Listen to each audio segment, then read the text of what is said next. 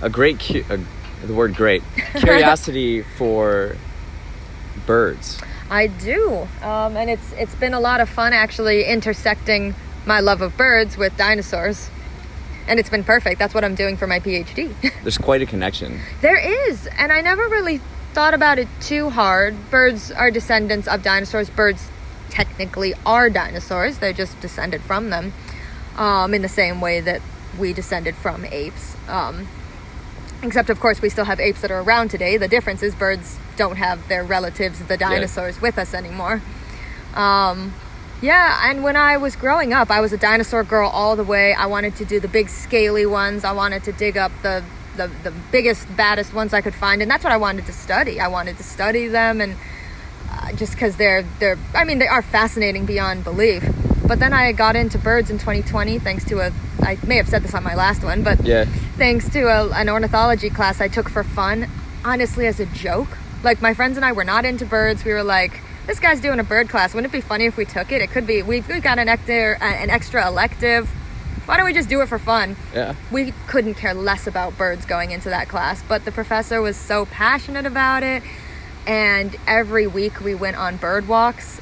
Instead of class, we'd go for a bird walk and learn about the birds around us. And we were like, this was actually so cool. So then it was kind of easy to say, okay, I want to do dinosaurs, yes, but I want to switch it to ancient dinosaurs in the forms of birds. And there are so many of them, and they're beautiful. They're feathered. They look almost like birds today. Almost, not quite, but... Yeah, it's awesome. Yeah, but they're still 65 to 100 million years old. So what do you think is the value of studying the ancient birds and its value in connecting it to today? Sure. Well, one aspect of what I'm doing for my PhD is I'm going to be studying an ancient bird called Confuciusornis, found in China. Confucius. Yeah. Yep.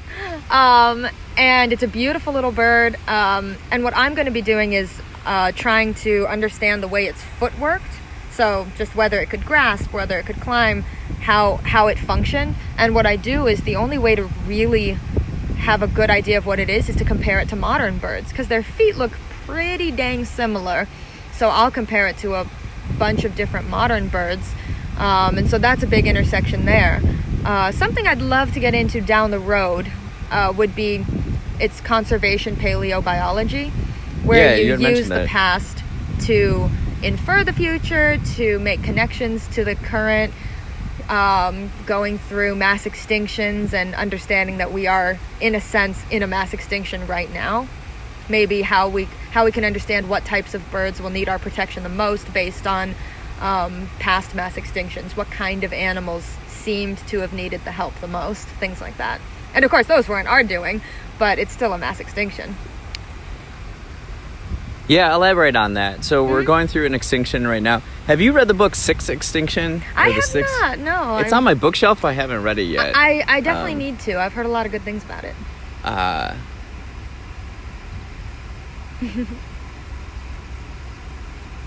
Yeah, elaborate on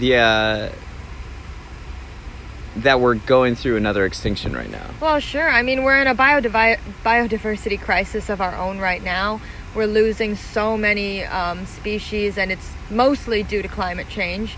And yes, the world has experienced many climate events in the past, but they haven't honestly been as rapid as the one that we're seeing today. Even the most extreme of them. The biggest extinction was just before the dinosaurs, actually. It was the one that actually allowed the dinosaurs to flourish, was at the beginning of the Triassic, the end Permian extinction, and that wiped out over 90% of all life on Earth. So 90% of everything was just gone. And we're not at those types of levels, of course. And then the end of the dinosaurs was about 65% of all life. But studying those and understanding why they went extinct, what the climate events were, many of them were actually global warming events, in the sense that the world was getting hotter in some capacity. So we can compare them to the current crisis and understand, maybe look at how, species that inhabited these types of areas, these are the ones that really seem to die off in the greatest amounts. So let's focus our efforts on how we can preserve those right now. Or species like this one, well, whatever, actually did pretty well throughout these. So we could probably, I think we should make sure that we protect as much as we can, but we might not need to focus on XYZ species as much. Because we do have limited resources, limited manpower to protect every species on the planet. So it might help knowing which ones to protect. How many species do we have? Oh on the God, planet? Do you know that? No idea. I know we have about roughly 10,500 species of birds, just birds. Just birds. So Okay. I can't even tell you. It's probably double or triple that for bugs and insects. Yeah, I'm actually not What too about sure. mammals? Do you know the mammals? Oh, I'm not a mammal girl. I don't know much about mammals. I'm a bird girl. That's all I know.